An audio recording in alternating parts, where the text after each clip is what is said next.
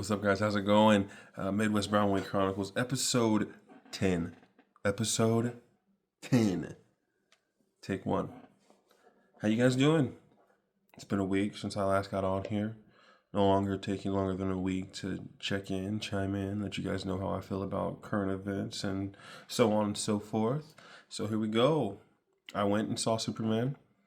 I absolutely loved it. I just went and saw it for the second time earlier this morning.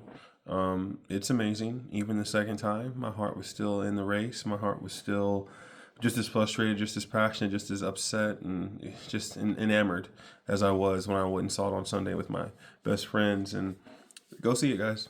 Go see it. Judge it however you want. Judge it because it's not your favorite superhero movie, because it's not your favorite Superman. I don't care. Go see it.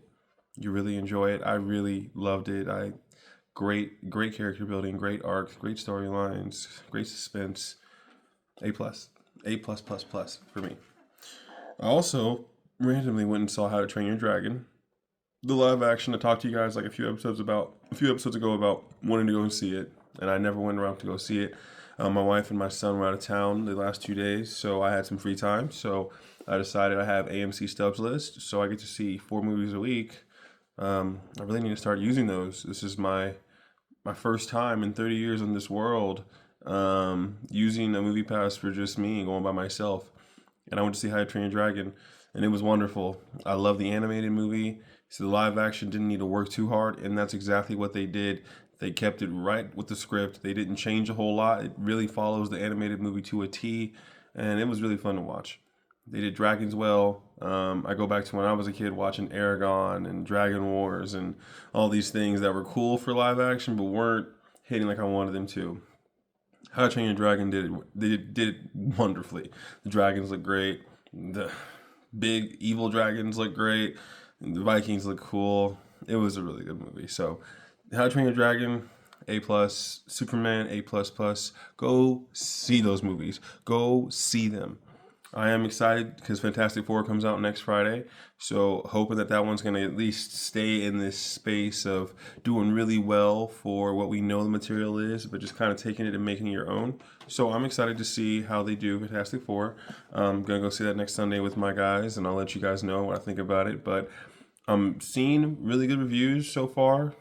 I'm seeing that they haven't tried too hard to make Fantastic Four something that it's not, and especially with them being older in this iteration instead of being young, up and coming, just not being figured out. It does make it for a easier storyline to kind of get us to fall in love with them instead of rushing through it and not being sure. So I'm excited about that. Hope that it does really, really well. But yeah, going to the movies by myself, I'm one of those people that really believes in like doing things together and with people, going to eat, going to the movies, going to do really anything. I prefer company, like company over solitariness. And I don't want to be by myself all the time when I go and do things. But I say that also knowing that like it's actually good to go out and do things by yourself, to really get comfortable in your own skin a little more and know you can do it. And it feels just fine going out and doing things by myself and enjoying movies and enjoying environments where I can kind of just create my own space and not worry about anybody else in that space. I'm still a person who always is going to want to hang out with people, but at the same time, doing things alone isn't the worst thing. So, sometimes take yourself out, spoil yourself. Don't wait on other people to tell you they want to make time and then they can't. Just do it for yourself sometimes. It's not bad to treat you. So do that. I really want you guys to. So I don't know if you guys have been seeing these conversations about the Jeffrey Epstein files. Not really trying to get into politics or anything, but since, it's been, 5, 6, 7 years since we've heard about him killing himself in prison and not being sure if it was true or not, but knowing good and damn well the government does a lot of shady things that we can't control, that we don't know about. That they blatantly will lie to our faces about until we figure it out with factual proof. If you're anybody who's followed some kind of politics, some kind of stories about Epstein, which I've watched a few documentaries, the man was not a good person. But the bigger problem is that he wasn't a good person, but his clientele was a bunch of celebrities who are still active right now. One of them who is the president of our United States, who is trying to throw cold water on a conversation that is definitely still at the forefront of our heads. Is not going away until we can see what you guys wanted to lie to us about. Those files exist, that black book exists. So the more you beat around the bush, the harder it is for you to ignore that people are going to always want to ask you questions about him. So not a good person at all. Don't really want to waste too much time talking about him, but I know he didn't kill himself, and I know there's a book that has a directory of everyone he's ever worked with, everyone he's ever been around with, itineraries and everything. So let's stop the games and stop the lies and go ahead and release those files, all of them. All of them, because yeah, no more games about not knowing for sure. Celebrities do a lot of shady things. Politicians do a lot of shady things, and billionaires always do shady things. So I'm not gonna really say that there's a non-existent book that everybody all of a sudden knew about and people have tales of talking about and seen. So we're not gonna do that. Go ahead and release those files, if you would, government. That'd be cool, so we can all see what we already know. The same way you released the P. Diddy files and all the people who were at his parties. Everybody saw it. Everybody read it. It didn't exactly break anyone because everybody knew a lot of celebrities do a lot of things they shouldn't be doing. So it's not going to make our lives different or anything. All it's going to do is give us a little bit of light in a dark situation that they don't want to tell us about. So here we go. I don't know if you guys really care about WNBA sports or women's soccer or any of that, but I do follow the WNBA. I'm a fan of the Seattle Storm and the Golden State Valkyries, more because I'm a Warriors fan and they're a new franchise, so might as well fall in line. Seattle Storm because I'm kind of impervious to liking Seattle and enjoying that space, so I go for them. It was the All-Star weekend. The All-Star game was pretty fun. Napheja Collier, dropped 35 points to win for Team Napheja, Team Collier against Team Clark, I guess, because Caitlin Clark couldn't even play on her team. So Sabrina Ionescu won the 3-point contest. It was a fun weekend. It's just getting harder and harder for us as like fans of sports, though, to really like spend time watching TV for an All-Star weekend. Like it's more an All-Star weekend for the celebrities and the sports athletes and superstars to enjoy. But as like a casual fan, to know the games don't matter, the competitions don't matter. It's more for bragging rights and like a cool bonus check. It doesn't really get me excited to watch them. So I kind of check in, see if the stats are, and then I go about my day because I can't really dictate how All-Star games are going. Even the baseball All-Star game that just happened last week, as fun as it was, the home run derby and everything, it's an All-Star game. They're the best of the best, which is what I really appreciate. I want to see the greatest of the greatest, but I stopped liking the Pro Bowl and a lot of things in football a long time ago because I don't want to see any important player get hurt, tweak a hamstring, get injured because they go all out for a game that doesn't matter in the long run. I want to see them go all out in the playoffs and championship games. So I kind of sit on the ropes of it's really cool to watch them have a great time for a weekend, but then know that like more than 80% of these players don't want to be at All-Star weekends, just want to recuperate, have a little bit of time to let their bodies rest. So then it becomes a kind of conversation of, are they really enjoying themselves or they just want to fake it for us to enjoy, which is why I don't really go for All-Star games, but I still watch them. I still dabble. So I don't know if you guys do, but I do a little bit. Onto the NFL.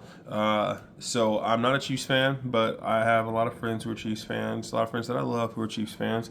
So I've been keeping tabs on Rashee Rice's conversation with the car wreck that he got in last year, driving 119 miles an hour, I think they said, and got in a wreck. And if anybody is familiar with the NFL, like I am, you think about Henry Ruggs 5 years ago, getting in that wreck, killing that woman and her golden retriever, and his career essentially being over.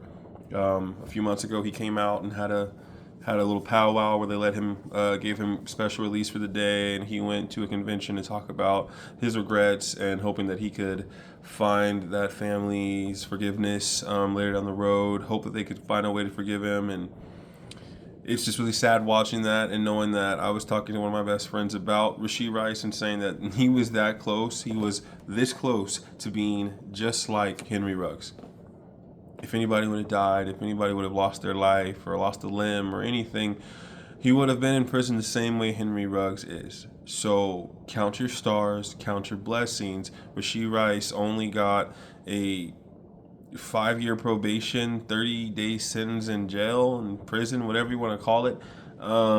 He got a slap on the wrist by the government, and the NFL, I think, will come in and give him a 4 to 8 game suspension because it was bodily injury, it was a reckless endangerment, but he didn't kill anybody. So they'll give him a 4 to 8 game suspension, I believe, and then they'll slap their hands together, move on, and be done with it. So I'm happy for Chiefs fans. They get to see him at the end of the season. He's going to definitely help with the playoff push. But I just don't understand why these millionaire athletes decide that, yeah, whatever. I got a Lambo, I got a Ferrari, I got a Plymouth, I got every beautiful car in the world. Let me go ahead and do 160 miles an hour in a 40, or let me do 120 in a 60. Like you could get a racetrack for all that built in your backyard. You could find 1,000 reasons to drive really fast somewhere where it's legal, instead of just driving like that on a highway and taking someone's life on accident is what could have happened, but Rashee Rice was lucky this time. So Chiefs fans can breathe again. It's not going to be like he's going to be out for the whole season. I would be super shocked if it's longer than an 8 game suspension, and he'll definitely appeal probably down to 6 or 4. So we'll move on from that. TJ Watt is one of my favorite defensive players in the league. He just got paid his big bucks, $42 million a year now. He deserves it. He is one of the best defenders we have in this league. He has been for a very long time, so I'm really happy for him. He definitely has deserved it for a very long time. So the market resets again with linebackers and pass rushers. So TJ Watt's $42 million will probably be replaced by Micah Parsons' $42.5 million in the next month before the season starts, because the Cowboys got to get that done. So it's cool. Good players deserve it. Great players really show their worth and they earn it. So good for them.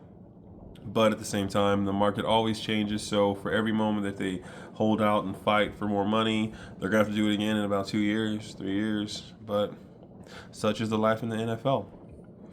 So music recommendations this week. Coda the Friend.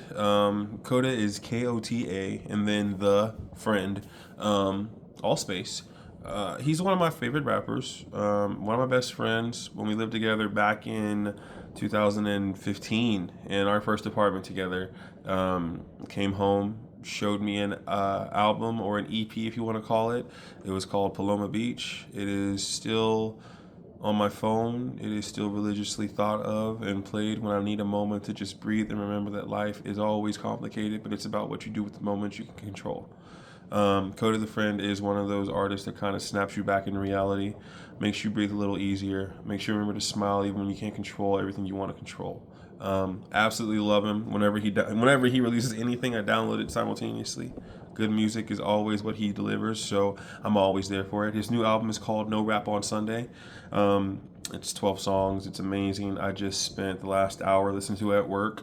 It was amazing, sensational. He is super talented. He's one of those, I call him a rapper, but he definitely does so much more poetry in his rap than he does just rapping and trying to be better than somebody. He just wants you to hear life and how to live it and how to love it. So Coda the Friend, No Rap on Sundays. The other artist I want to give you guys today is Kenyon Dixon. I've also loved him for a very long time. Found him completely randomly. Don't know why. Don't know how. He's a California kid. He's super talented. He gives me this mix of my mom when I was a kid showed me a lot of gospel, and then gospel went into R&B, which went into pop and everything else. And Kenyon Dixon feels like one of those guys who's on the bridge of like he could be gospel, he could be R&B, but he talks his shit. So at the same time as saying that, I know he's R&B, but the beats and the sounds sound so perfect for a Sunday morning when you're hanging out with the family after church or before church getting ready together. Kenyon Dixon is that kind of artist you just smile and enjoy and just start bobbing your head, start moving a little bit to him. He just makes it fun to hear. And his album is called Come As You Are. Kenyon Dixon, Kenyon Dixon, Dixon, Come As You Are. And then Coda the Friend, No Rap on Sundays, Kota. Those are my 2 recommendations for this week. They are so talented. And my last thing I want to talk about today is men doing dumbass things. I don't know if you guys saw Conor McGregor in the news sending Azealia Banks basically dick pics and just inappropriate pictures of himself, trying to essentially believe that because he's a celebrity and he's well known, if somebody likes one of his pictures or something, he can go out of his way to let them know I can do whatever I want. I didn't get all the details. I read about it. I read her reactions to it and how she was basically judging him for it and clowning him for it. But I just gotta say, man, we gotta do better. That's dumb. That is so dumb. Why? Unsolicited pics, unsolicited conversations that are uncomfortable for women. Why?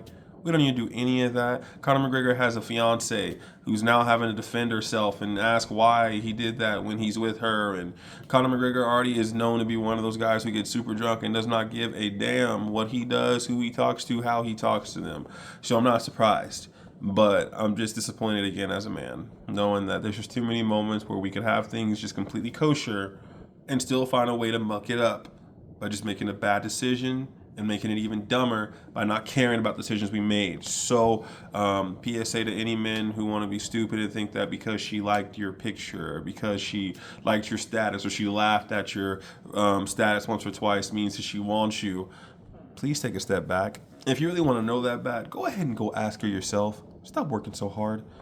Sending pics and pretending like you just are bigger than that. It's just really weird to me because we're men and we don't have to show that much in order to get somebody to enjoy us. You show who you are instead of showing naked pictures of what you could be. Let's just be better, man. Let's just be better.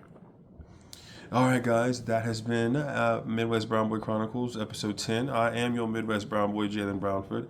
I hope you guys had a great time listening to my beautiful voice. I love talking to you guys and serenading you guys with some life and some lessons that I learned along the way.